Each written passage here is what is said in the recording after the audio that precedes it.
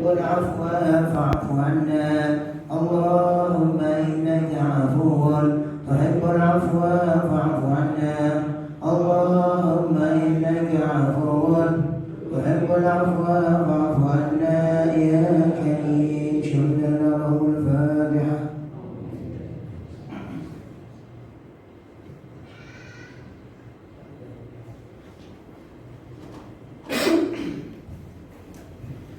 Bismillahirrahmanirrahim. Assalamualaikum warahmatullahi wabarakatuh. Bismillahirrahmanirrahim. Wassalatu wassalamu ala Rasulillah Sayyidina Muhammad ibn Abdillah wa ala alihi wa ashabihi wa mawalah. Sesepuh ini sepuh, para jemaah, para bapak, para ibu yang Allah hormati, hingga mungkin-mungkin sedayanipun binaringan rahmat maghfirah saking Gusti Allah Subhanahu wa taala. Amin ya rabbal alamin. Jajaran takbir Masjid Al-Barokah ingkang kula hormati, ingkang kula takdimi, alhamdulillahirabbil alamin. Pada malam hari ini kita telah memasuki malam ke-22 Ramadan. Artinya kurang lebih 7 atau 8 hari lagi kita akan meninggalkan bulan Ramadan yang mulia ini. Nanti insyaallah pada hari Kamis sore, pada tanggal 29 Ramadan sore, seperti biasa akan diselenggarakan Ru'yatul Hilal dari seluruh titik-titik dari ujung timur Indonesia di Papua sampai ujung barat Indonesia yang ada di Aceh. Kemungkinannya dua. Apabila ternyata terdapat salah satu dari saudara-saudara kita, tentu ahli astronomi, ahli ilmu falak, yang sudah berhasil melihat hilal sesuai dengan sabda Nabi Muhammad SAW, wa aftiru li ru'yati, maka berhari rayalah kalian semua apabila standarnya masuk tanggal 1 Syawal adalah li ru'yatihi, dengan melihat hilal. Berarti kalau Kamis sore hilal ternyata sudah terlihat, berarti Ramadan adalah 29 hari, hingga kemudian Jumat kita akan berhari raya Idul Fitri 1 Syawal. Akan tetapi apabila ternyata dari seluruh ujung Indonesia tidak ada satupun yang bisa melihat hilal, ya berarti semuanya memang hilalnya belum ada. Kalau mendung terus, kalau 1 titik 2 titik ya mungkin mendung. Kalau 1 titik 2 titik ya mungkin tertutup awan. Tapi kita lihat laporan dari Kementerian Agama saja, belum ormas-ormas yang lain, itu menyebar di lebih dari 80 titik se-Indonesia. 80 titik kok semuanya belum berhasil melihat hilal, ya berarti memang hilalnya belum ada. Karena hilal itu bukan kehendak manusia, tapi kehendak Allah Subhanahu wa taala. Berarti kalau belum ada, sesuai dengan sabda Nabi Muhammad SAW, faqdirulah, maka sempurnakan bulan Ramadan menjadi 30 hari. Berarti Jumat kita masih puasa, Sabtu kita baru berlebaran 1 Syawal Idul Fitri 1447 Hijriah. Nah, ada sebagian masyarakat yang memiliki anggapan kalau Idul Fitri atau Idul Adha bertepatan dengan hari Jumat, maka bagi orang yang sudah melaksanakan Idul Fitri, dia tidak wajib untuk melaksanakan sholat Jumat. Boleh untuk sholat zuhur di rumah. Apakah pendapat ini benar? Ini yang menjadi pembahasan kita pada kesempatan kali ini, karena besok kemungkinan Idul Fitri jatuh di hari Jumat atau jatuh di hari Sabtu. Nah, bagaimana kalau jatuh di hari Jumat? Kita yang sudah datang Idul Fitri, apakah tetap wajib datang sholat Jumat atau boleh memilih? Boleh sholat Jumat, boleh enggak?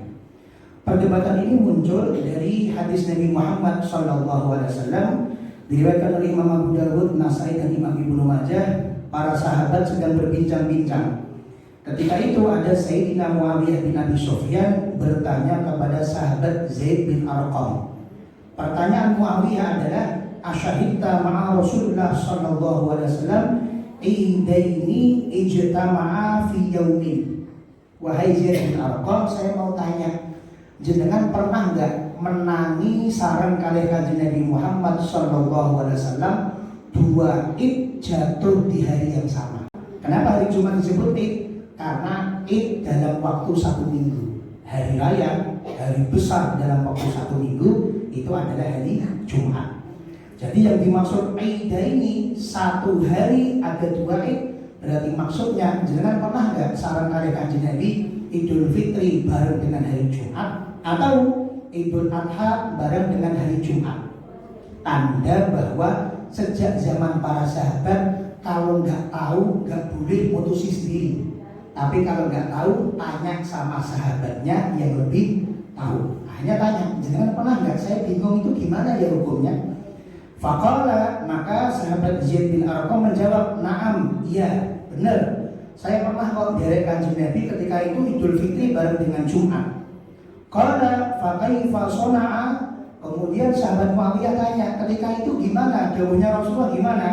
Qala, beliau mengatakan, "Shallal 'ida summa rakhasa fil jum'ah, faqala man syaa'a an yusalliya falyusalli." Akhirnya sahabat Zaid bin Arqam menjawab dengan jawaban yang singkat. Ketika itu Nabi Muhammad sallallahu alaihi wasallam bersabda, "Panjenengan yang sudah melaksanakan sholat Id, kalau nanti mau hadir Jumatan boleh, kalau tidak hadir Jumatan juga boleh." Nah, dari hadis ini akhirnya muncul berbagai macam penafsiran, berbagai macam pendapat tentang penjelasan dari hadis ini. Nah, bagaimana cara kita mendapatkan gambaran yang utuh tentang bagaimana sih yang terjadi pada zaman Nabi Muhammad SAW? Maka para ulama memiliki metode. Apa metodenya? Yaitu meneliti bukan hanya pada satu hadis, tapi meneliti pada banyak hadis yang membahas persoalan yang sama. Sehingga bisa jadi sahabat yang satu hanya merekam dawuhnya Nabi Muhammad dari sisi ini, sahabat yang lain merekam dawuhnya Nabi Muhammad dari sisi ini, sahabat yang lain mengingat dawuhnya Kanjeng Nabi dari sisi ini, sehingga dari banyak hadis yang beraneka ragam membahas tentang satu hal diperoleh hukum yang utuh. Sama seperti kita sholat Bapak Ibu. Kita sholat itu kan dengan cari hadis, tidak ada satupun hadis, satu hadis yang sangat panjang yang membahas tentang tata cara sholat mulai takbir, kan nggak mungkin ketemu. Lalu bagaimana caranya para ulama menyusun tata cara sholat? Oh, hadis tentang takbir ada sekian macam nih, kemudian disimpulkan. Hadis tentang Fatihah ada sekian macam nih, kemudian disimpulkan. Hadis tentang berdiri ada sekian macam. Jadi dari ratusan hadis baru kemudian menjadi satu hukum yang utuh. Jadi hampir tidak mungkin satu hukum yang utuh kita dapatkan hanya dari satu hadis. Nah, maka penjelasan yang utuh tentang bagaimana sikap Nabi Muhammad ketika dahului para sahabat ketika itu Idul Fitri berbarengan dengan hari raya Jumat dalam hadis Imam Bukhari nomor 5572 dari sahabat Abu Ubaid. Beliau menyaksikan bahwa Utsman bin Affan menjelaskan tentang bagaimana kejadian syariat mengenai sholat Jumat apabila berbarengan dengan hari raya Jumat.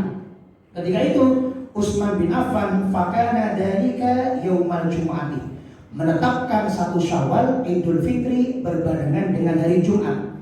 Fa shalla qabla al-khutbati summa khatabah. Kemudian sholat Idul Fitri baru kemudian khutbah. Kalau Jumatan kan khutbah dulu baru kemudian sholat. Tapi kalau Idul Fitri sholat dulu baru kemudian khutbah. Di akhir khutbahnya Sayyidina Utsman bin Affan radhiyallahu ta'ala mengatakan, "Ya ayyuhan nas, inna hadha yaumun qad ijtama'a lakum fihi 'idan." Sesungguhnya hari ini kita mendapatkan nikmat dari Allah Subhanahu wa taala, satu hari ada 2 hari raya, Idul Fitri dan hari raya Jumat. Apa dawuhnya Utsman meniru dawuhnya Nabi Muhammad SAW? Kata beliau, "Faman ahabba ayyan tadiral jumu'ati min ahlil awali." Panjenengan semua yang termasuk ahlil awali. Apa itu ahlil awali? Penduduk desa, penduduk kampung yang ketika mau hadir sholat Id, ketika mau hadir sholat Jumat, di kampungnya tidak diselenggarakan, di kampungnya tidak ada. Sehingga ketika mau hadir Jumat perlu datang ke kota untuk datang ke Masjid Agung, datang ke masjid besar untuk melaksanakan sholat Idul Fitri. Jenengan kok sudah datang di saat ini, falian diru, maka panjenengan kalau mau menunggu di sini tidak pulang sampai nanti sholat Jumat dipersilahkan. Wa man ahabba ayyarji faqad adintulah. Tapi kalau panjenengan mau kundur sekarang, saya memberikan izin kepada panjenengan, nanti sholat Jumat gak usah rawuh, tidak apa-apa. Hadis riwayat Imam Bukhari nomor 5572. Para ulama mengajak kita untuk menganalisa hadis ini. Fokus pada dua kalimat. Kalimat yang pertama adalah min ahlil awali. Ternyata Sayyidina Utsman meniru apa yang dilakukan Rasulullah, yang diberikan pilihan bukan seluruh jamaah Idul Fitri, tapi terkhusus kepada min ahlil awali, panjenengan yang tinggalnya jauh di kampung, bukan orang kota. Panjenengan yang tinggalnya jauh di desa, bukan orang kota. Panjenengan yang tinggalnya jauh di pegunungan-pegunungan, jenengan rawuh ke sini. Itu adalah ahlul awali istilahnya. Kalau penduduk kota istilahnya ahlul misri. Ini ahlul awal. Yang kedua, lihat ucapan Sayyidina Utsman. Hanya ada dua pilihan. Pilihan yang pertama adalah menunggu sampai nanti Jumat dipersilahkan, atau panjenengan pulang tidak usah datang ke sini. Tidak ada pilihan yang ketiga, jenengan pulang kemudian nanti balik lagi ke sini. Apa kesimpulannya? Ketika pilihan yang ketiga tidak diberikan, berarti pilihan yang ketiga itu tidak mungkin. Berarti apa? Yang dimaksud ahlul awali adalah orang-orang yang tinggalnya jauh. Sejauh apa sih Mas Hari kok kemudian boleh gak Jumatan? Sekiranya ketika dia pulang ke rumah, lalu kemudian kembali lagi ke masjid kota untuk Jumatan, maka tidak akan nyandak waktunya. Maka pilihannya dua. Kalau jenengan mau ngentosi sampai nanti siang, jenengan tosi sampai Jumatan baru pulang. Atau kalau mau pulang sekarang, saya izinkan di sana duhur, gak usah datang Jumatan ke masjid. Pilihan yang ketiga gak ada, Pak. Kenapa? Karena gak mungkin nyandak. Panjenengan pun pulang, terus kembali lagi ke kota untuk datang Jumatan, gak mungkin. Berarti kira-kira kalau konteksnya di Solo, kira-kira kita menyelenggarakan Idul Fitri jam berapa? Jam 6 misalnya. Kita menyelenggarakan sholat Jumat jam berapa? Jam 12 misalnya. Carikan kota, carikan tempat yang dari penyelenggaraan sholat Jumat di Masjid Al-Barokah ini, yang baik pun kondur, terus kemudian balik ke masjid ini jam 12 gak sampai. Berarti jam 7, 8, 9, 10, 11, 12. Berarti PP membutuhkan waktu 6 jam. Sehingga tidak ada pilihan jenengan kondur terus kembali lagi nyandak Jumatan. Nah, itu yang terjadi di zaman Nabi Muhammad SAW. Jumatan dan sholat Id hanya dilaksanakan di Masjid Nabawi, sehingga sahabat-sahabat yang jauh-jauh tadi harus datang ke tengah kota Masjid Nabawi dengan transportasi seadanya, dengan waktu yang terbatas, sehingga muncul keringanan. Kalau sudah datang Idul Fitri, pilihannya mau nunggu sampai nanti Jumat boleh, atau mau kembali, tidak usah Jumatan kesini lagi juga boleh. Nah, pertanyaannya, kira-kira dari rumah kita berangkat menuju ke tempat sholat Jumat berapa jam? Halo, berapa jam? Orang menit terus tidur niku. Orang menit terus melaku sakit. Nah, berarti konteks keadaan situasi masyarakat dan kondisi lingkungan, apabila mau ngambil keringanan itu, maka disamakan dengan keringanan-keringanan tadi. Betul, keringanan jamak itu ada, tapi jangan lupa jamak ada kriterianya. Betul, panjenengan kosor boleh, tapi kosor ada kriterianya. Setiap ada keringanan pasti ada kriterianya, Bapak Ibu. Kalau kriteria terpenuhi, boleh mengambil keringanan. Kalau tidak terpenuhi, tidak boleh mengambil. Oleh para sahabat ketika berbarengan dengan hari Jumat, konteksnya adalah pilihan yang ketiga tidak bisa diambil. Apa itu? Kita persilahkan orang-orang pulang.